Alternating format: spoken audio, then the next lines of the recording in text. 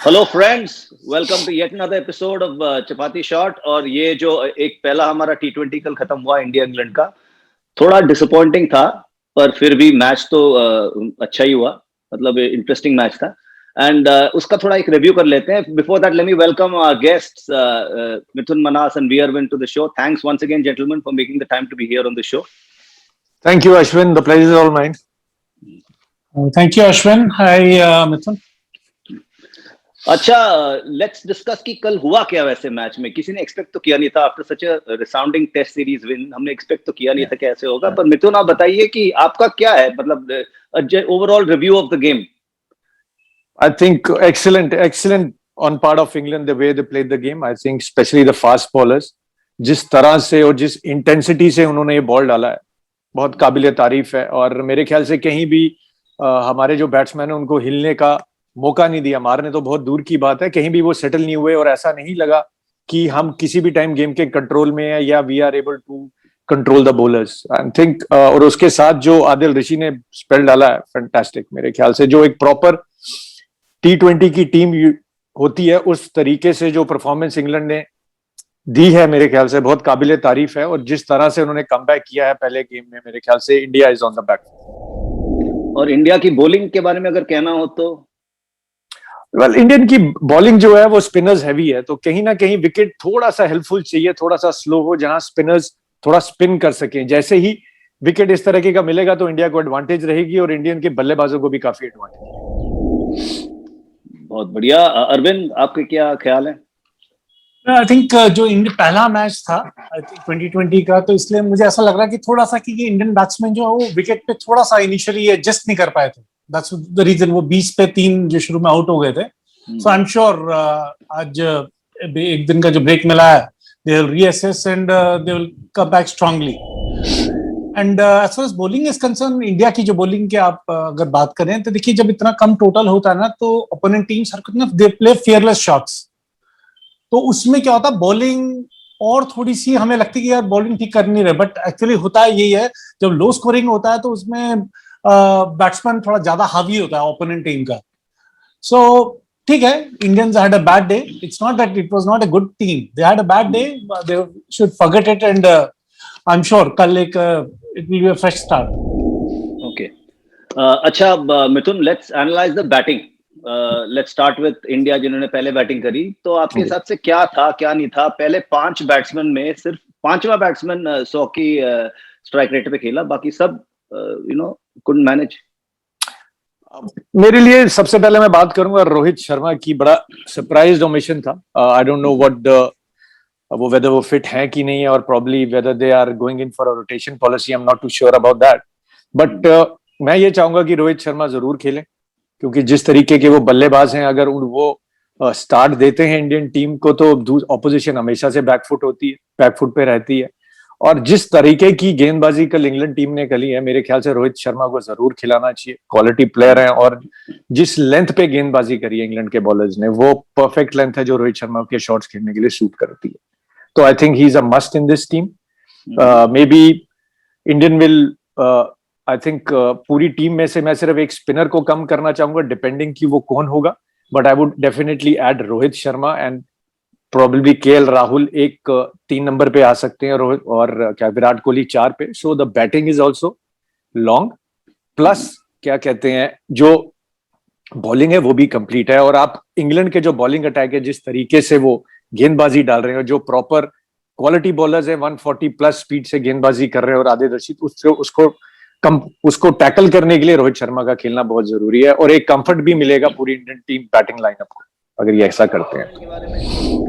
England, देखिए England के लिए बिल्कुल टेलर मेड विकेट था। बात करें जेसन रॉय, जॉस बटलर की, तो 70 से ज्यादा रन की उन्होंने स्टार्ट दिया। एकदम 10 ओवर में इंडिया बैकफुट पे हो गई थी, और टोटल भी बहुत कम था मेरे ख्याल से। It be very harsh if we say that की bowlers couldn't defend it, but batters could have done better. But just the first game, considering the fact that India बहुत लंबा टेस्ट सीरीज खेल के आई है, maybe a game or two and India will be back, at their best. So I won't panic at this time.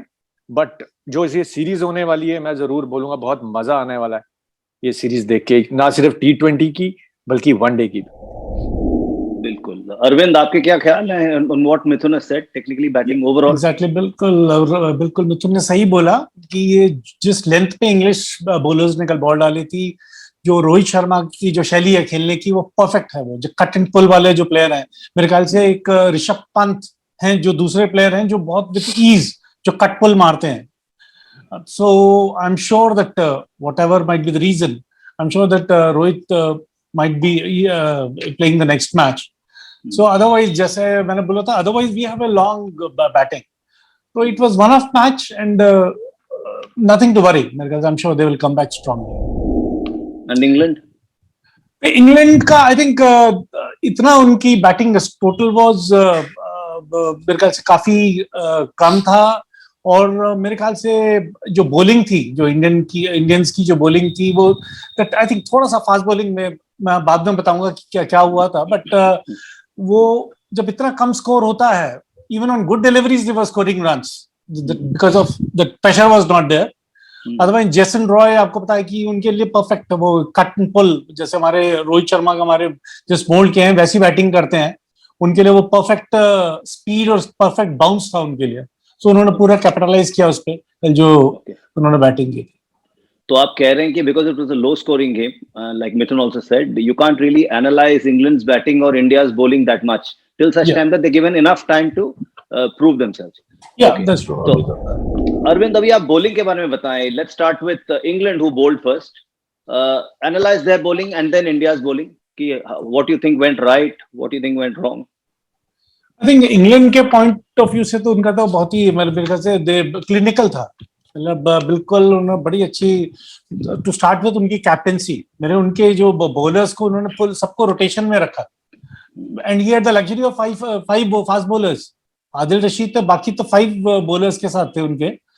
सो वो basically वो settle नहीं होने दे रहे थे और उनके पास परफेक्ट ब्लेंड था जिसके अंदर सैम करन और स्टोक्स जो हैं वो थोड़ा सा वेरिएशन वाले बॉलर्स हैं, और वुड एंड जो जफरा आर्चर जो है वो तेज डालते हैं। नियरली वो तो मेरे ख्याल से 148 और 150 पे थे, वो तो हिट द डेक उन्होंने तो, और बाउंसर का उन्होंने पूरा इस्तेमाल किया जो हमारे इंडियन बॉलर्स ने नहीं किया।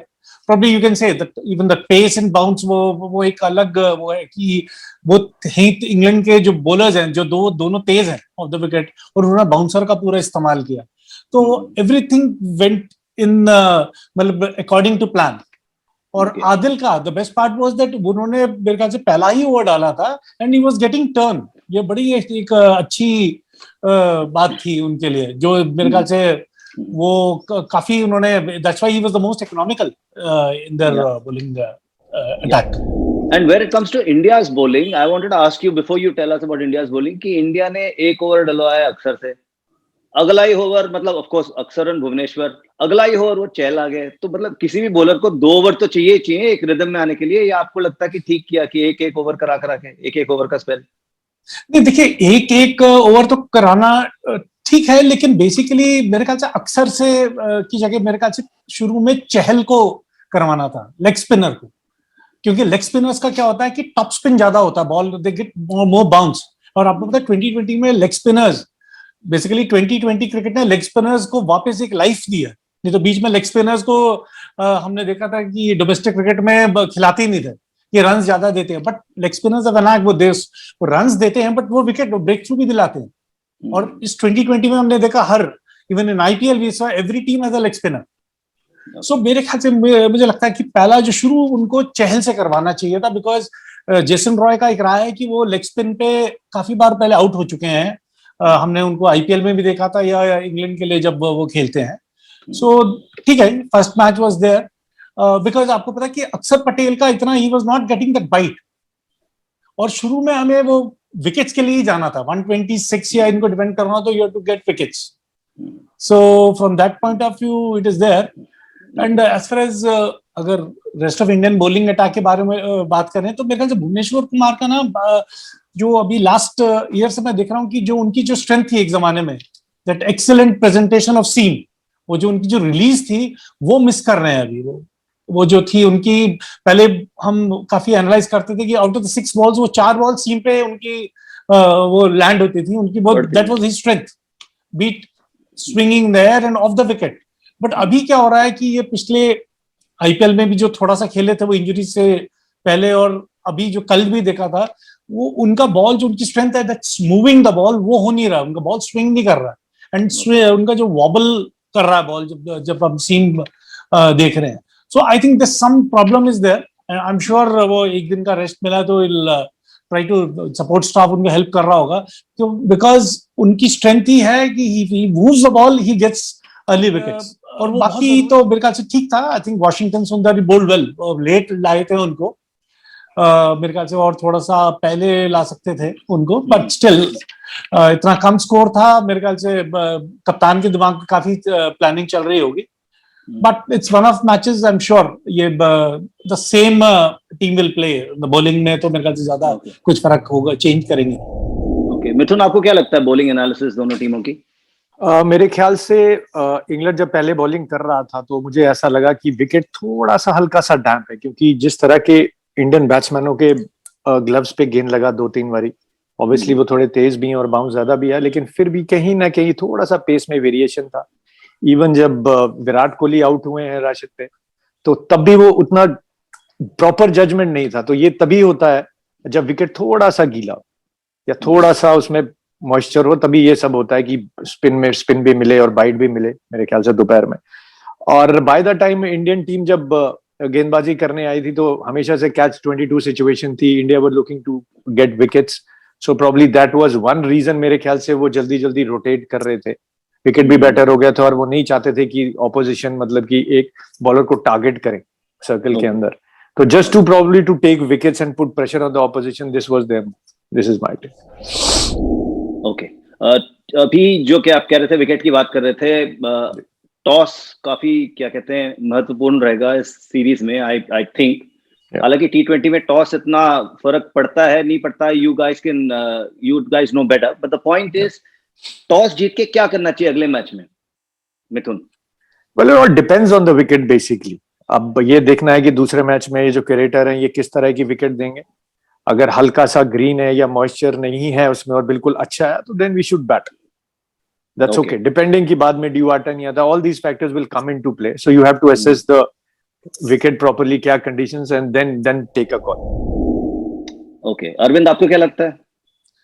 I think from the Indian point of view, of course, ये विकेट का बहुत, I'm sure थोड़ा सा कुछ ऑल्टर करेंगे, जैसे मिथुन बता रहे थे कि थोड़ा सा जो इंडियंस की स्ट्रेंथ है, मेरे ख्याल से ये पिछली वाली तो विकेट जो थी वो तो बिल्कुल प्रॉपर इंग्लैंड के जो कंडीशंस, जो इंग्लिश टीम जो पसंद करते हैं उसी टाइप की विकेट थी. आई एम श्योर वो थोड़ा सा जो इंडियन बॉलिंग को जो सूट कर रहा है वो थोड़ा सा स्लो डाउन करेंगे विकेट को. But lot depends on the strip, क्योंकि वो because I am told that 10 or 11 strips are there.